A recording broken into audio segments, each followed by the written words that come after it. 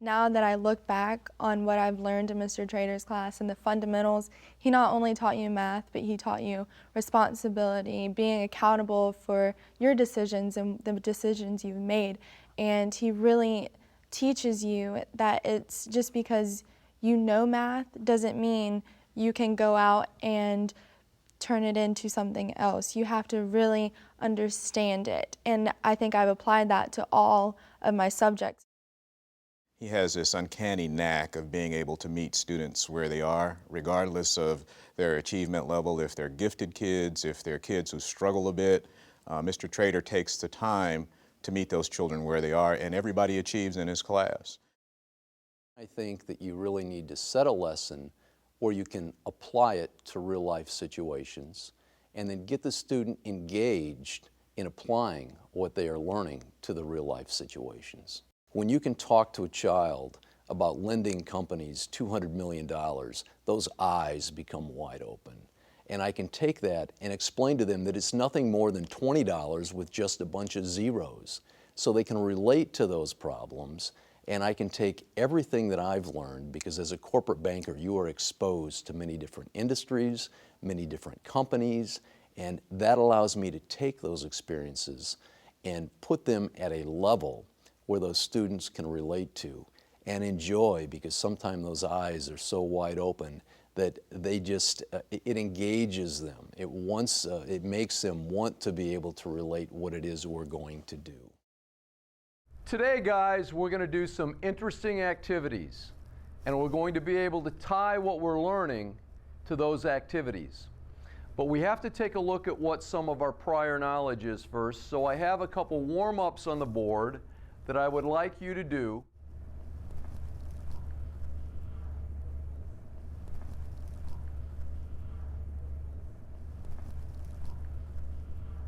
If you feel good about how you performed on the warm-ups, I'd like to see a thumb up.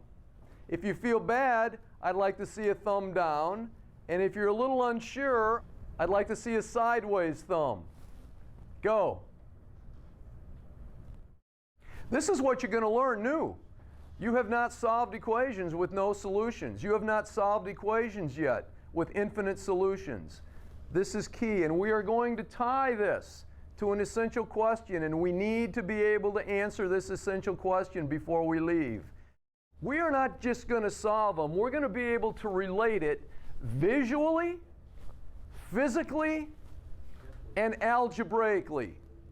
We are actually going to do some activities that will allow you to engage and learn from those experiences.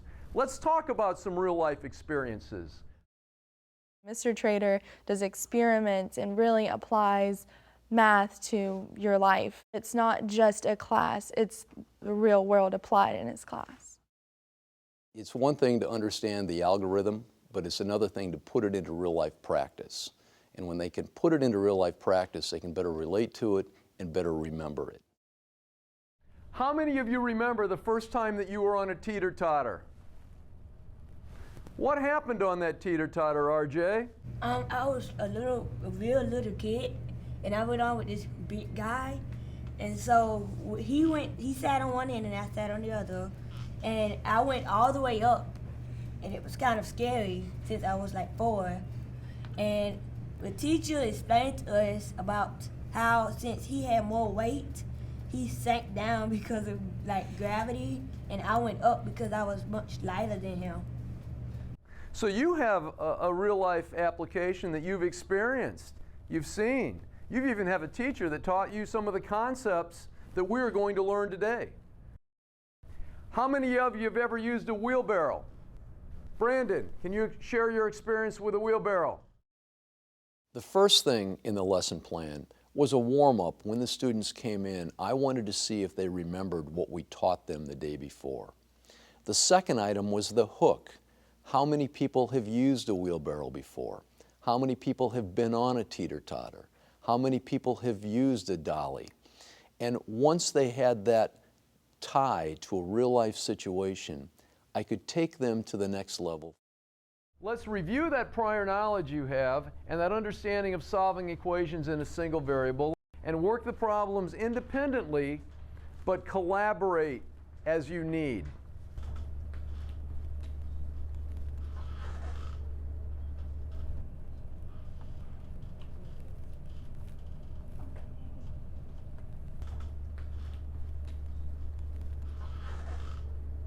Has anyone got to a problem yet where it doesn't have one solution? It looks a little odd.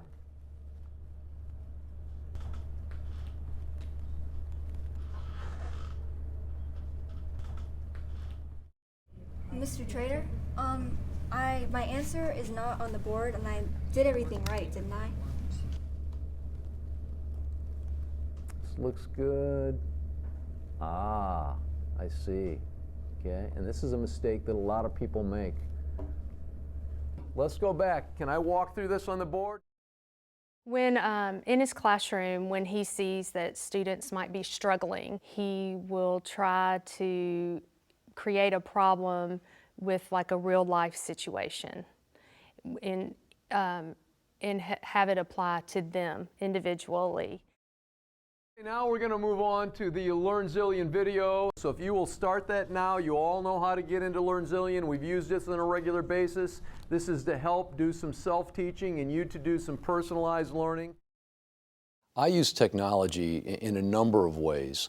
One of the ways is to tie it to another content area like science, technology, engineering. There's a number of resources that you can go out to. Mars is one of them, where you can find those lessons, where you can get interactive and apply them to a science, engineering, and technology, much like we did in our lesson. The other key thing is there's resources such as Learn Zillion, Khan Academy, that you can sign these students up for, and it will go into really identifying what the students know, what they need to know, and self-drive lessons, and they can do it independently. Let's do a quick summary. Have you learned anything new in this lesson that you did not know? Savannah? I learned that you can have either no solution or infinite solutions instead of just one. And in an equation with no solutions, both sides equal two different things. And in an equation with infinite, they both equal the same on both sides. Yeah, very good, very good. Ashley, could you give me an example of maybe what an equation would be with no solutions? Well, if the equation's answer was -2 = 5, that's not a correct statement or true statement, so it would be no answer. Untrue statement, untrue statement. I think that you really need to set a lesson where you can apply it to real life situations and then get the student engaged in applying what they are learning to the real life situations. Let's move on. I'm going to give you the activity instructions, but you need a little background before I give you the instructions. We're going to transition those concepts into applications, not just of the teeter-totter, but also of using a wheelbarrow, shovel, and a moving dolly. And then we are going to go over the assessment of those activities. I'll give you a rubric and a summary report request that you can then submit to me through the Google shared document accounts that you have. So the activity, as we move into the activity, you need a little background. You need to understand that force distance equals force distance on both sides of the fulcrum of a teeter-totter. What sign is this right here? Huh? Greater than. Greater than. Oh, wait a minute. How about less than? Force distance on this side is going to be less than force distance on this side. It's going to be greater on this side. Okay, now let's move down. What is this sign? Greater than. So what do you think? What do you think, Chance? That represents force distance is greater than force distance. Can you explain to me why that teeter-totter is lower on one side than the other? There's probably either a heavy person on the left side and a lighter person on the right, making it go off skew, I guess. Or you have someone who's lighter, close to the, heavier, closer to the middle, and someone lighter, closer to the edge, and have it go that way. Yeah, because really, I got two variables on both sides. Do you want to add to that, Cassie? Well, it doesn't necessarily have to be a person. It can be any type of force. Like you can use bricks or cement or anything that has force in it. Exactly. It doesn't have to be a person, does it? And that's what we're going to do today. Okay, we're not necessarily going to be able to do people, although we might, but we're going to use different weights. We're going to use different weights. Now, if you know 3 of these 4 variables, can you calculate the 4th? Yes. Absolutely. If I know the distance on the left side and I know the force and the distance on the right side, I can use this force as a variable and I can actually find the solution, right? Can somebody tell me why this first one looks like the teeter-totter is balanced? Ian? Because the distance and force are exactly the same, so that's why it's balanced. Well, I don't know. Do you really know that? I don't give you what the distance is. Well, because at the end of each teeter-totter there are 50 kilogram weights, and then since the fulcrum is directly in the middle, it just levels out to be. Yeah, and I sort of tricked you because I didn't tell you. Remember, you can't always look at a drawing and know that it's right, right? Usually they've got to give you information. But in this case, I agree with you. It's balanced because force distance equals force distance. Now, in this particular case down here, it shows the fulcrum a little more to the right. Corey, what's going to happen in that particular picture? Depending on what the weight on the left would be, it would either tilt right or left. I like that. You actually hit the nose. You know, you got it right because it depends really on what that weight is. If this weight, has it got to be heavier or lighter to be able to get this to balance? Lighter. Lighter. It's got to be lighter because it's more, there's more distance there. There's more distance there. When we get in there, we're going to break up into the teams that we have, and we're going to set up our teeter-totters, and we're going to spread around the room. So you're going to take your fulcrum, you're going to set your teeter-totter in it, you're going to try to get balanced. I have a number of weights, and I also have a scale.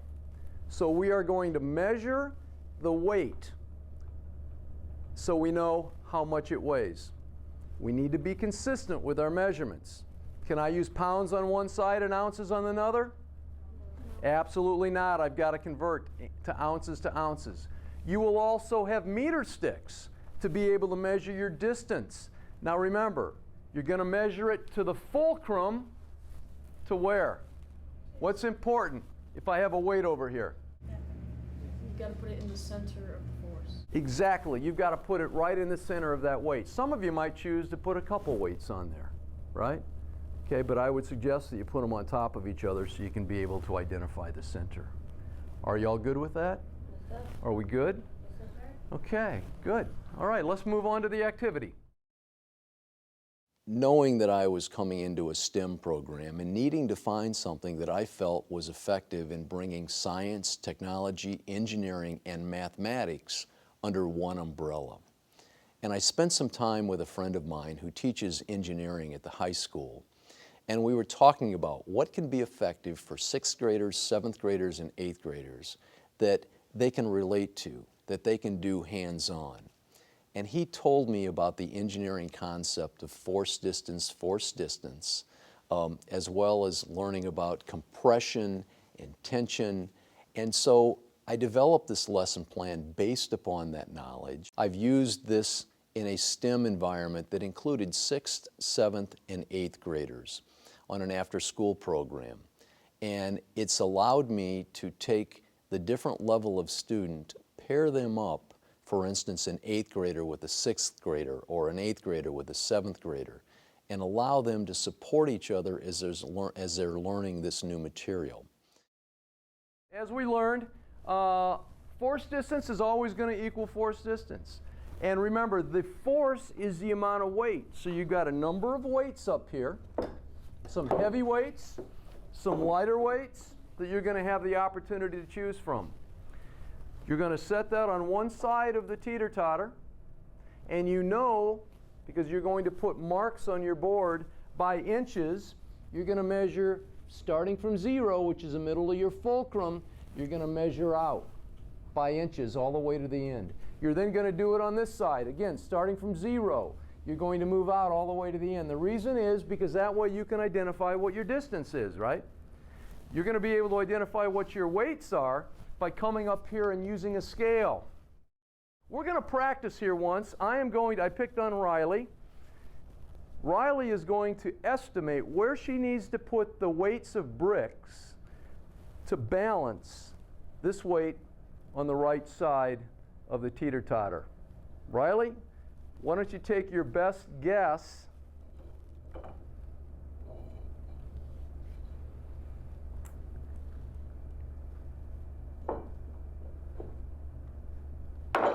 Oh, okay, so now I know that if I calculate the distance here and the weight here, the distance here and the weight here, which one's going to have the larger number?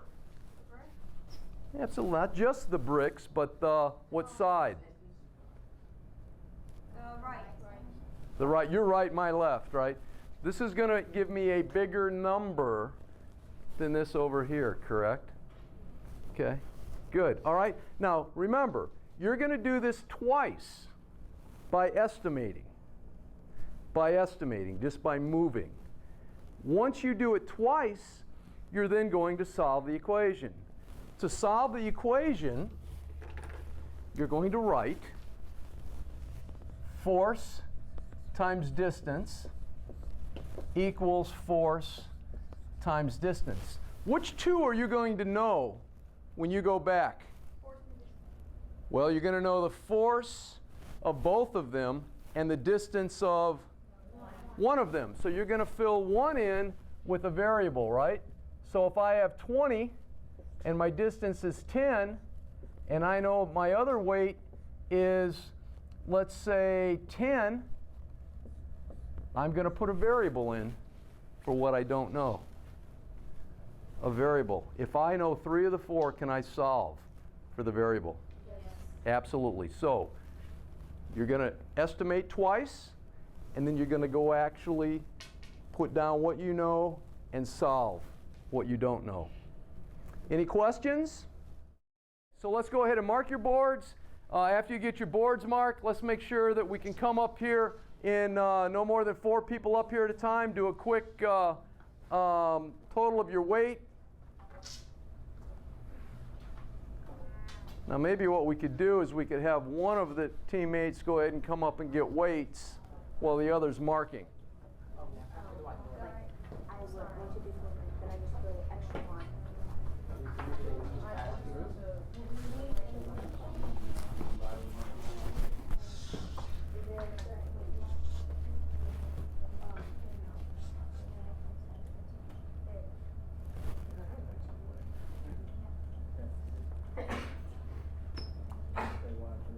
This looks pretty good, guys. I'm going to throw you off a little bit.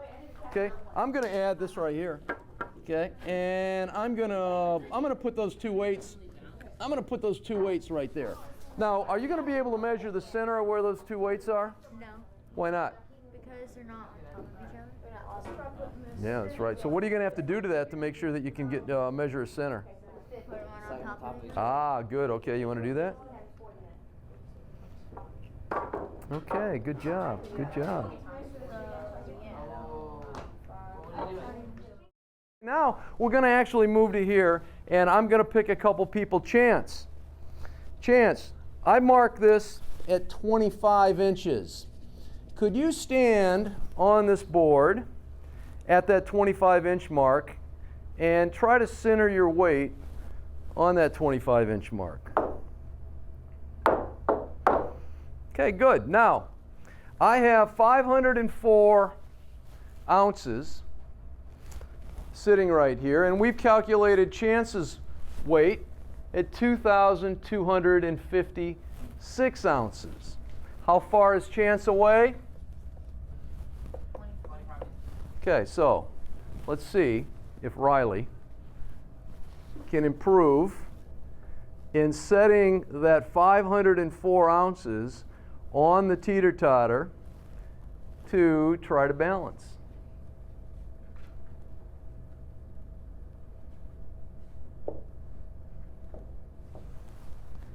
Unbelievable. Well, not quite. Okay, so how far do you think you might have to move it back? Probably 5 more inches. Does anybody think there's enough room on here to move it? It's a balanced chance? Do? Okay, well, let's try it.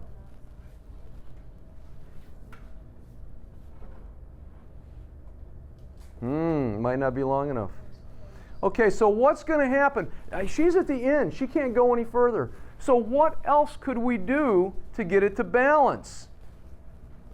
What do you think, Danielle? You can add more weight to the right side of the scale. Good, you could add more weights too. What else could we do? Ian? We can move cans back just a little. Back just a little. You think so? Do you agree with that, Cassie? You can move him back just a little? How many people, thumbs up if you think we move him back a little? Thumbs down if you don't think we move him back a little. Okay, I see, Brandon, you've got your thumb down, so what do you think? Thumbs up if you agree with that. Okay, some of you had thumbs down and now you went thumbs up. Okay, all right, that's good. So how far do you think you have to move up? Maybe 5 inches. Oh, let's try it. Oh, so now he's at 20 inches. Okay, so now I know it's somewhere between 20 and 25 inches, right? How can I actually find out exactly where Chance needs to be? Multiply force times distance. Okay, I can multiply, say that again? Force times distance. Force times distance. Okay, now we know he's about 20 inches. Okay, if I multiply those together, does anybody know what 2,256 is times 20? 4,500. Yeah, because you multiply by 10 and then you doubled it. Very good. Very good. So we know this is 4,005, be 45. How about 44,000? No, 45,000. Chance. So we found out that you need to be at about 21 inches. Could you move to where you believe 21 inches is?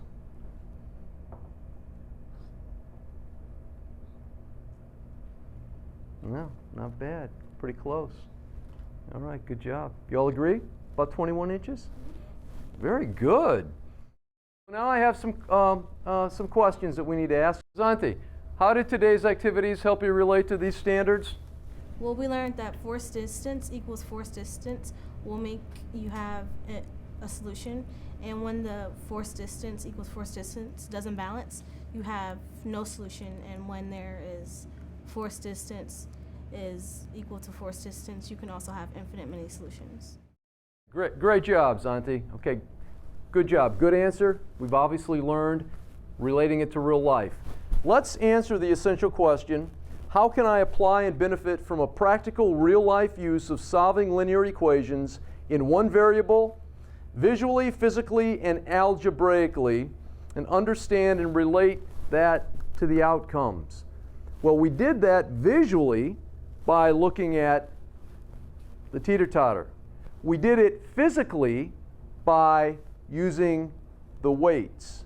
We did it algebraically by solving one of our variables. If we know 3 of the variables, we can find the 4th. Good? Have we covered our essential question? Have we achieved our goals? Now we're going to take it to the next level, because not only can you apply it to a teeter-totter, but we're going to go outside, we're going to apply it to a shovel, we're going to apply it to a moving dolly, and we're going to apply it to a wheelbarrow. So I took what they've learned, and then we put together and applied it to making the teeter-totters, where they could get weights, they could measure those weights, they could measure the distance from the fulcrum, and then determine whether or not they had a solution to an equation based upon where they put those weights, at what distance from the fulcrums, and realize that unless force equals distance on both sides of the teeter-totter, that is not going to balance. We were able to take that to the next level after they got an understanding of that and move outside with shovels, with wheelbarrows, with moving dollies, and they could actually see how what they learned and applied with a teeter-totter could be applied with other tools. He makes everything simpler to where first he teaches it, and then if you don't get it, he'll spend all the time in the world with you to make sure you get it right.